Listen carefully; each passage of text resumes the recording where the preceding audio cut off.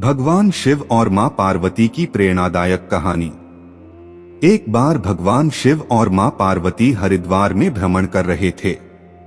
मां पार्वती ने देखा कि सहस्त्रों मनुष्य मां गंगा में स्नान कर हर हर गंगे कहते हुए चले आ रहे थे, लेकिन सभी मनुष्य अभी भी पाप परायण लग रहे थे। मां पार्वती भगवान शिव से पूछती है कि प्रभु, क्या अब गंगा समर्थ नहीं रही?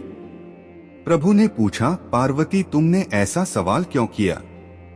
मां पार्वती कहती हैं कि प्रभु, इन सभी मनुष्यों के पापों का अंत क्यों नहीं हुआ? भगवान शिव मुस्कुराते हुए कहते हैं कि पार्वती, गंगा तो अभी भी सर्व समर्थ है, लेकिन इन सभी ने पापनाशिनी गंगा में स्नान नहीं किया ही नहीं। मां पार्वती विस्मित होकर बोली, प्रभु अभी तो गंगा में स्नान कर इन लोगों के शरीर भी नहीं सूखे और आप कह रहे हैं कि इन्होंने पापनाशिनी गंगा में स्नान नहीं किया। भगवान शिव ने कहा, पार्वती मैं कल तुमको इस बात का भेद बताऊंगा। अगले दिन प्रातः बारिश होने लगी और सभी रास्ते पानी और कीचड़ से भर गए।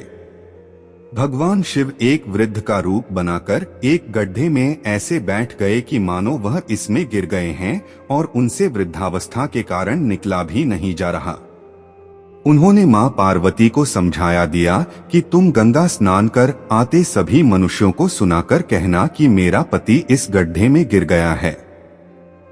मेरे पति सर्वथा निष्पाप आत्मा है और कोई निष्पाप पुण्यात्मा है उनको बाहर निकल सकती है। अगर कोई व्यक्ति निष्पाप है तो वही मेरे पति को बाहर निकालने के लिए हाथ लगाएं। लेकिन अगर कोई निष्पाप नहीं हुआ तो उसका शरीर जलकर भस्म हो जाएगा।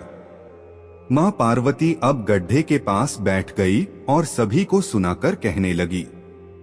हर कोई सुंदर स्त्री को प्रलाप करते हुए देखकर रुक जाता।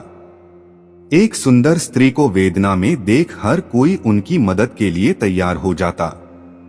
लेकिन जैसे ही वह वृद्ध वेशधारी भगवान शिव को बाहर निकालने के लिए हाथ बढ़ाने लगते, माता पार्वती तुरंत उन्हें टोक देती।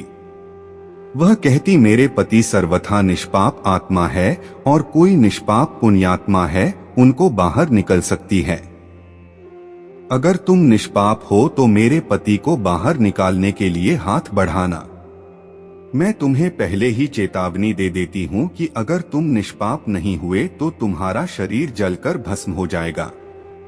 इतना सुनते ही हाथ आगे बढ़ाने वाले हाथ पीछे कर लेते, क्योंकि उनको लगता था कि हमने जीवन में कभी ना कभी तो पाप किया ही होगा। दूसरे उनके मन में आता है, इस बुढ़े के लिए क्यों अपनी जान जोखिम में डालने।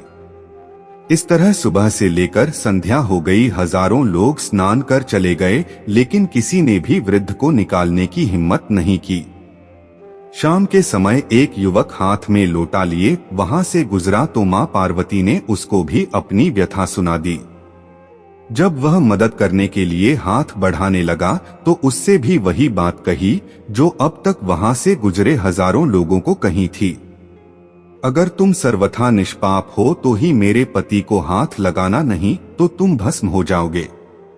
वह युवक बोला, माता मैं अभी तो पतित पावनी गंगा में स्नान करके आया हूँ और गंगा स्नान के पश्चात तो सभी पाप नष्ट हो जाते हैं। मैं अभी आपके पति को बाहर निकालता हूँ। उसने हाथ बढ़ाकर वृद्ध के रूप में भगवान शिव के बाहर निकाल दिया। भगवान शिव और मां पार्वती ने उसको अपने वास्तविक स्वरूप के दर्शन दिए। भगवान शिव बोले कि देखो पार्वती, हजारों लोगों में से केवल इस युवक ने ही पूरी श्रद्धा से स्नान किया था कि गंगा स्नान से व्यक्ति निष्पाप हो जाता है।